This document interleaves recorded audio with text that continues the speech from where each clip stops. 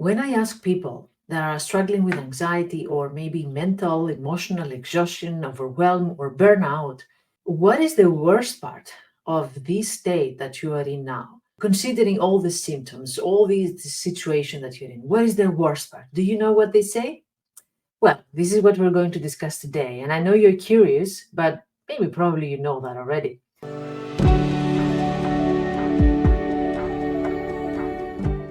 Hi, I'm Vassia. I'm a psychologist, and I am specialized in anxiety, depression, perfectionism, as I usually talk about, and burnout. So, what they usually say to me when they are coming for, of course, to change their life, to transform their life again, is that I don't feel joy anymore in my life.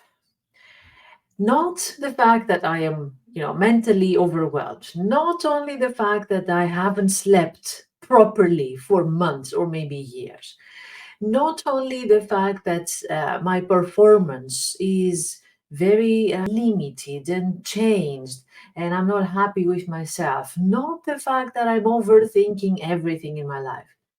The worst part of them is that I don't love what I do in my life. I've missed joy. I have disconnected from whatever gave me joy in the past. I cannot feel joy in my life.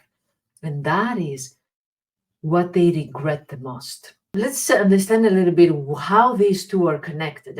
Burnout is a syndrome with a combination of symptoms where we don't have the energy and the mental capacity anymore as we used to have.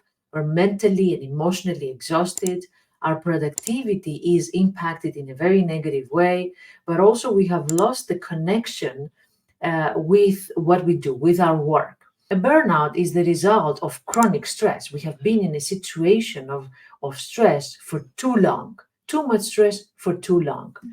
Anxiety, of course, you also know the symptoms of anxiety, all these negative overthinking, physical symptoms that cannot be explained with a physical reason, a biological reason, but this is what happens in our body. Being constantly in a state of fear that something bad will happen. And as you can understand, being in these situations can drain joy and passion and love from our life. And the reason is because we are constantly looking at what doesn't work. Anxiety says something bad is about to happen. Prepare yourself. Look out for danger. Check all the worst case scenarios. Check with yourself where are you lacking? What is that you could have done more? And this is the connection with perfectionism anxiety we have talked about before. Feeling that we have never done enough and we should do more. We're pushing ourselves, we're forcing ourselves, we're giving even though we don't have any energy left to give. So, this is also the connection between perfectionism and burnout and anxiety. We're setting unrealistic expectations. We are constantly feeling inadequate, that we need to do more. Um, and as I said before, our brain learns that what's important in our life in order to survive. We have the illusion that this will also lead us to thriving, but that's not the case. The brain says in order to survive, look for signs of disaster or threat. Look at only the negative. And what happens is our brain rewires. We have talked about the changes in the structure in our brain. Our brain rewires, and we're only looking at the negative. We're dismissing the positive as if it's not useful. Why would I congratulate myself? I haven't finished the project. I haven't got the promotion yet. There are other people who are doing much better than me. Why would I celebrate? No, no, no. That's not for now. So we're dismissing the positive and we are clinging on the negative. Another thing that also happens is fear. We're afraid that we're going to fail. That's also something that leverages all this anxiety. I don't want to fail, and especially because I'm a perfectionist, I don't want to fail, and I will do anything to avoid that possibility from our life. I'm going to work harder. I'm going to check again with the competition. I am going to compare myself all the time. I'm going to lose my sleep. I'm going to overthink it because Failure for me is detrimental. I never want to experience something like that. It's very shameful. So the fact that we have that perspective on failure, of course, feeds this circle of workaholism, of restlessness, of constant rumination, of negative thinking. And of course, the circle of anxiety, stress, and joylessness. Again, there's nothing in our life that we focus and we enjoy. And also, what happens is that because we're so focused on being productive, on delivering a project, or having a perfect house, a tidy house, a clean house, or doing all the duties that we're supposed to do as parents, managers, partners, whatever that we feel is a duty, we have to, we should be. Um, we are losing the connection with the people around us. We're losing the connection with our job. We're losing actually the purpose. Why am I doing this job? What does it mean for me? What does it bring me? What kind of feelings does it bring? And I'm not talking about money only or results.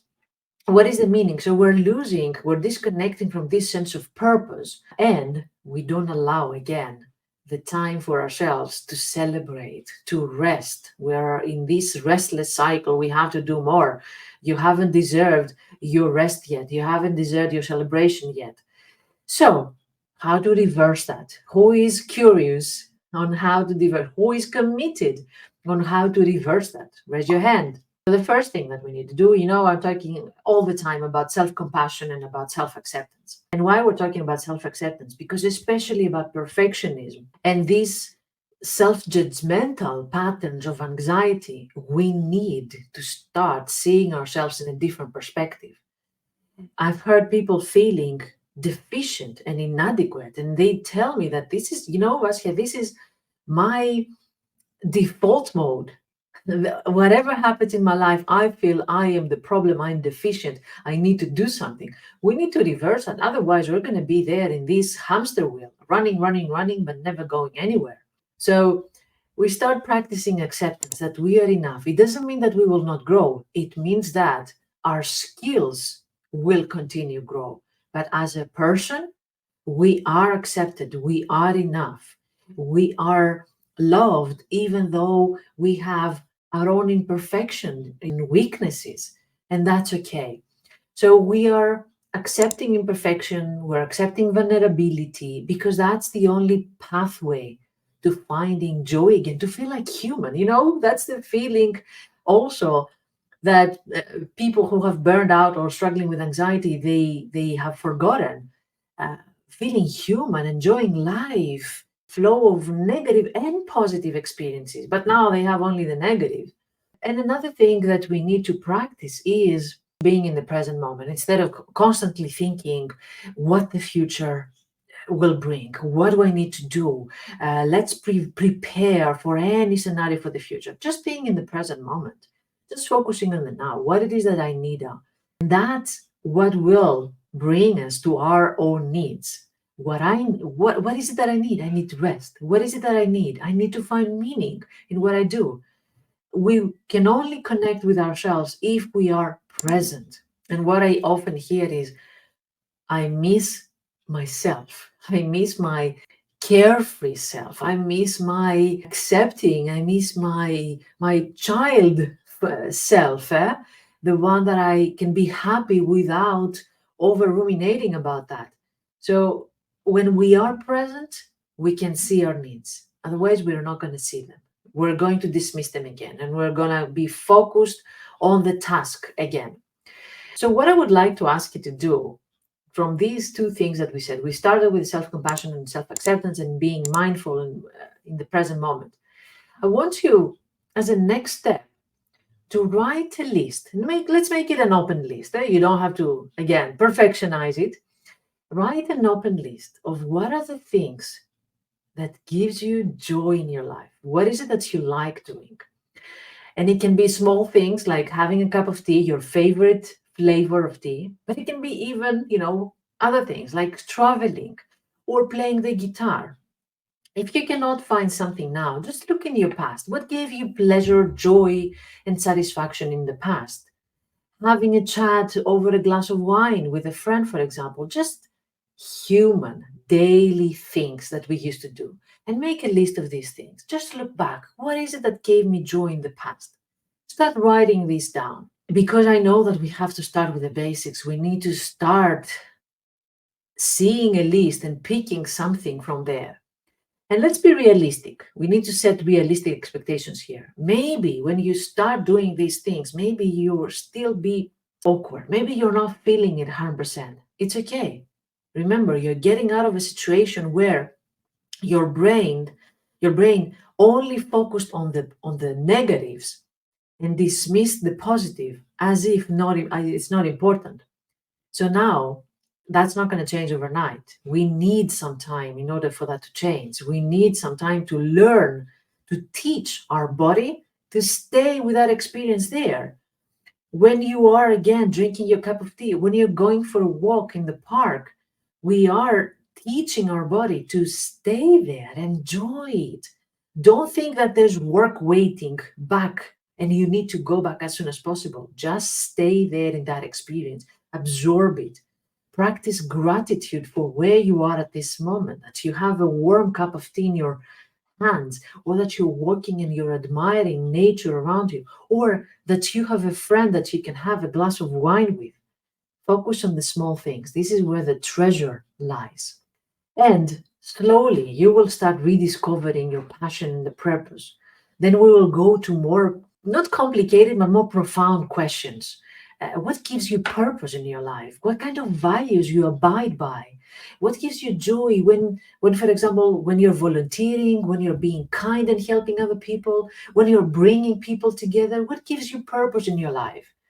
And and slowly we will start reconnecting with passions and finding purpose beyond productivity. We're not talking about productivity, beyond productivity. And don't forget the importance of social support. Talk to people, be around friends, or find new friends, or select what are the friends that you want to have next to you, not people who actually dump the mood all the time, but people who actually help you find yourself, your passion, and reinforce this journey in you. Thank you very much for watching. Thank you very much for being here. I invite you to share your thoughts. The comments area is for you. Share your experience, share your thoughts. Subscribe to the channel because all this is for you. I create content that you ask me for, and I want to be there for you. Feel free to send me your questions. Every week, you're going to see a video that will help your life become more purposeful, meaningful, fulfilling. And that's because you asked me, and that's because I care for you. Thank you very much for being here. Take good care of yourself. Until next week.